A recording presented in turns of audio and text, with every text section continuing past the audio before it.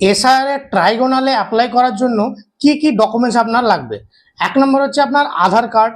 2 নম্বর হচ্ছে আপনার আধার কার্ডের সঙ্গে মোবাইল নাম্বার যোগ থাকতে হবে যদি আপনি অনলাইনে অ্যাপ্লাই করেন তাহলে। তারপর হচ্ছে আপনার ইপিক নম্বর এবং হচ্ছে আপনার ফুল অ্যাড্রেস। তারপর হচ্ছে আপনাকে 1000 ওয়ার্ডের মধ্যে আপনাকে লিখতে হবে মন্তব্য, যে আপনার কোন কোন কারণের জন্য নামটা বাদ গেছে বা কি, এগুলো পুরোপুরি লিখতে হবে। তারপর হচ্ছে 500 ওয়ার্ডের মধ্যে আপনাকে লিখতে হবে আপনি কি চাইছেন এখন, সেটা লিখতে হবে।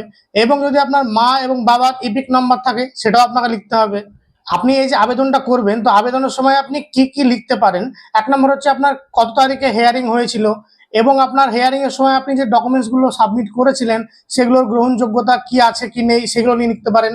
তারপর হচ্ছে আপনার মা বাবা এবং আপনার নিজের 2002 এবং 2026 কার কোন লিস্টে আছে সেটা নিয়ে একটা সংক্ষিপ্ত বিবরণ আপনি দিতে পারেন। এই ভিডিওটা যদি আপনার ইনফরমেটিভ মনে হয় তাহলে আপনার বন্ধু বান্ধব এবং পরিবারের মধ্যে ভিডিওটাকে শেয়ার করে দেবেন, যাতে তাদের সুবিধা হয় অ্যাপ্লাই করার সময়।